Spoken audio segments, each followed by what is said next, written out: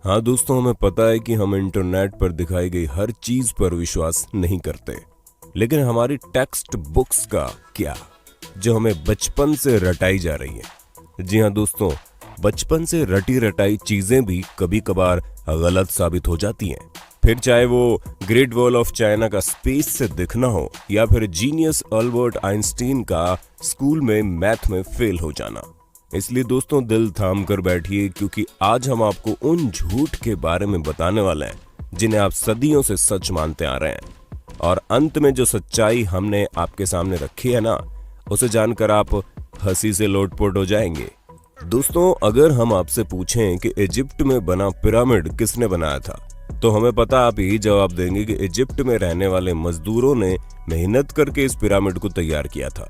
लेकिन हम आपके भ्रम को तोड़ते हुए ये कहना चाहते हैं कि बिल्कुल भी सच नहीं है। असल में इस पिरामिड को बनाने वाले ज्यादातर लोग मजदूर थे ही नहीं। जी हाँ, इस पिरामिड को बनाने के लिए एंशिएंट इजिप्ट की अच्छी खासी पॉपुलेशन ने अपना बढ़ चढ़कर योगदान दिया था, जहां करीब 85 सालों तक, जिसमें 2589 बीसी से लेकर 2504 बीसी का समय लगा। और इतने समय के अंतराल में इजिप्ट के रहने वाले लोगों ने अपना खून पसीना करके इस पिरामिड को तैयार किया था, ताकि वो अपने नेशनल आइकॉन को खड़ा कर सके। ऐसे में जो लोग इतने बड़े बड़े पत्थरों को नहीं उठा सकते थे, उन्होंने यहाँ पर काम करने वाले लोगों के लिए खाना, रहने और बाकी चीजों की व्यवस्था की। यानी कि हर इंसान ने अपने लेवल का काम किया, जिसमें कुछ लोग सिक्योरिटी के लिए काम करते थे, तो कुछ लोग भारी भरकम पत्थरों को जुटाने के लिए दूर दराज इलाकों में चले जाते थे, ताकि वो अपने नेशनल आइकॉन को खड़ा कर सके। ऐसे में दोस्तों उनकी मेहनत रंग लाई और ये पिरामिड वाकई में दुनिया भर में जाना जाता है। चलिए दोस्तों, अब आपके सबसे फेवरेट माइकल जैक्सन की बात करते हैं, क्योंकि इस बात से कोई इनकार नहीं कर सकता कि माइकल जैक्सन ने पॉप म्यूजिक में एक अलग ही मुकाम हासिल किया था, जहां ये सिंगर के साथ साथ एक बेहतरीन डांसर भी थे। और इनके डांस मूव तो वाकई माशाल्लाह थे। ऐसे में उनका मून वॉक करने का जो स्टाइल था, वो लोगों में बड़ा फेमस हुआ। पर अफसोस दोस्तों, आपको ये जानकर हैरानी होगी कि इस मून वॉक को माइकल जैक्सन ने इवेंट नहीं किया था। हालांकि उन्होंने इसे सबसे पहले 1983 में परफॉर्म किया था। पर दोस्तों असल में माइकल जैक्सन ने ये मून वॉक कैस्पर कैंडिडेट और कूली जैक्सन से सीखा था, जिन्होंने 1970 में इसे परफॉर्म कर दिया था। वहीं मार्शल मार्कियो ने भी इस मून वॉक को माइकल जैक्सन से पहले परफॉर्म कर दिया था, और इन सभी लोगों से पहले बिल बैले नाम के टैप डांसर ने भी इसे परफॉर्म किया था। ऐसे में ये बता पाना मुश्किल है कि इस मून वॉक को किसने इन्वेंट किया, लेकिन वो शख्स माइकल जैक्सन तो नहीं है। अब आप एक और सिर घुमा देने वाली बात सुनिए, क्योंकि आप लोगों ने कार्बन डेटिंग का नाम तो सुना ही होगा।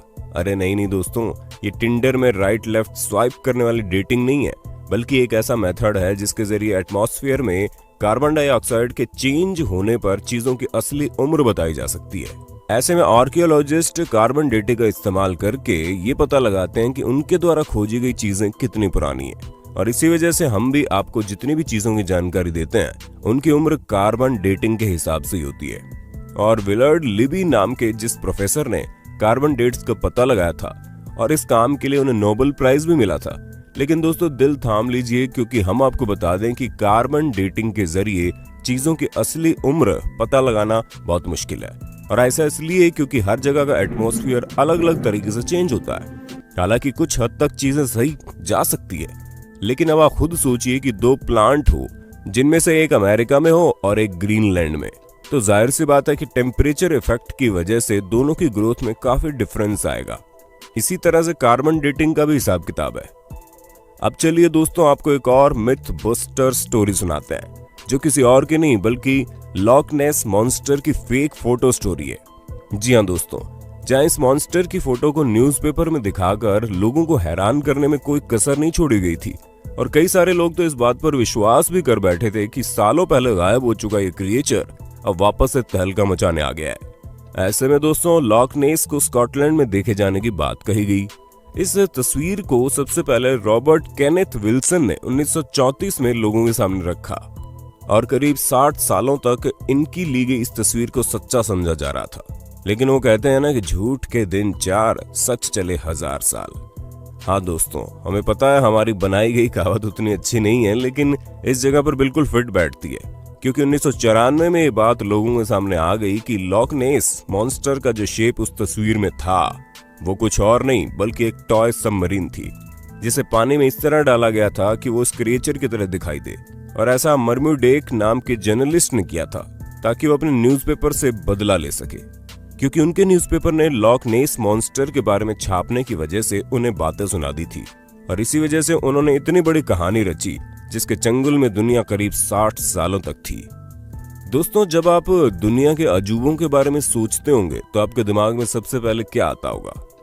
माचू पिच्चू, ताजमहल या ग्रेट वॉल ऑफ चाइना? लेकिन बाकी सबका तो ठीक है, लेकिन ग्रेट वॉल ऑफ चाइना के बारे में हम आपको बता दें ये इतना भी ग्रेट नहीं है कि स्पेस से दिखने लग जाए। जी हाँ दोस्तों, क्योंकि सच्चाई तो ये है कि ये इतना बड़ा भी नहीं है कि इसे हमारे एटमॉस्फेयर के बाहर किसी भी जगह से देखा जा सके, फिर चाहे वो मून ही क्यों ना हो, जो हमारे सबसे करीब है। और ये हम अपने मन से नहीं कह रहे, बल्कि खुद नासा ने इस बात को साबित किया है। हालांकि भले ही 21,196 किलोमीटर लंबी हो, लेकिन अगर हम इसकी चौड़ाई की बात करें तो ये बॉटम से मात्र 20 फुट चौड़ी है और टॉप से केवल 16 फुट चौड़ी है। हम आपको बता दें कि ये अफवाह 1754 के आसपास शुरू हुई। ऐसे में ये चीज हमारे चांद पर पहुंचने और स्पेस में सैटेलाइट पहुंचाने से बहुत पहले की बात है, तो ये सिवाय अफवाह के और कुछ नहीं है। अब भले ही हर साल यहाँ पर करोड़ों की संख्या में लोग आते हो, लेकिन अफसोस वो चाइना की जिस दीवार पर खड़े होते हैं वो स्पेस से तो नहीं दिखती। चलिए दोस्तों, चाइना से आप हमें ये बता दो कि दुनिया भर में तहलका मचाने वाला कोरोना वायरस चाइना की किस जगह पर सबसे पहले फैला था? हमें पता है आपको जवाब पता होगा, इसलिए कमेंट बॉक्स में एक भी इंसान का जवाब छूटना नहीं चाहिए। वैसे दोस्तों, जब कभी भी आप वाइकिंग्स के बारे में सोचते होंगे तो आपके दिमाग में सबसे पहले चीज क्या आती होगी? हमें पता है ज्यादातर लोगों को बड़े से जहाज का साइज और सींग निकले हुए हेलमेट याद आते होंगे, पर हम आपको बता दें ये दोनों ही चीजें झूठी हैं, जो कि हमारी मेन स्ट्रीम मीडिया द्वारा हमारे दिमाग में डाली गई। असल में कई सारे हिस्टोरियंस को वाइकिंग्स के समय के टूल्स मिले हैं, जिनमें से एक भी हेलमेट ऐसा नहीं मिला जिसमें सींग लगे हों। हालांकि ये माना जा सकता है कि वो लोग लड़ते टाइम खुद को बचाने के लिए हेलमेट का यूज करते होंगे, लेकिन इसका मतलब ये नहीं है कि उनके हेलमेट में ही डायरेक्ट सींग लगे हों। दोस्तों, ये जो अफवाह है ये तब से फैलनी शुरू हुई जब गुस्ताव मालस्ट्रोम नाम के आर्टिस्ट ने अपने आर्ट में वाइकिंग्स के हेलमेट में सींग लगा दिए, और तभी से लोग ये समझने लगे कि उनके हेलमेट में सींग होते थे, जबकि ऐसा कुछ भी नहीं है। तो दोस्तों, हमें पूरी उम्मीद है आपको अपने होस्ट और दोस्त सैम की वीडियो में मजा आ रहा होगा। अगर हाँ तो साथ ही वीडियो को लाइक करते चलिए, ताकि हम फ्यूचर में भी इसी तरह की इंटरेस्टिंग वीडियोस लाते रहें। दोस्तों, अब हम आपके दिमाग की सबसे बड़ी उपज को दूर करते हैं, क्योंकि कई सारे लोगों को ये सिखाया जाता है कि अल्बर्ट आइंस्टीन, जो कि इतने बड़े जीनियस थे, वो हाई स्कूल में बेसिक मैथ की वजह से फेल हो गए थे। तो दोस्तों, ये बिल्कुल गलत है। जी हाँ, ऐसा कुछ भी नहीं है, बल्कि आइंस्टीन तो उल्टा मैथ के जीनियस थे, जहां मात्र 15 साल की उम्र में उन्होंने मैथ में अपनी बहुत अच्छी पकड़ बना ली थी। अब दोस्तों, जाहिर सी बात है, जो शख्स फिजिक्स की दुनिया में इतनी बड़ी उपलब्धियां पाया हो, उसे बेसिक मैथ ना आती हो, वो भी हाई स्कूल के समय में, ये चीज थोड़ी सी खटकती है।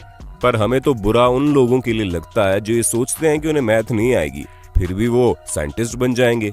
अरे दोस्तों, साइंटिस्ट बनने के लिए मैथ भी जरूरी है, ठीक उसी तरह जिस तरह सिंगर बनने के लिए अच्छा गाना जरूरी है, और डांसर बनने के लिए अच्छे मूव्स करने जरूरी हैं, क्योंकि ये सभी चीजें बेसिक्स हैं।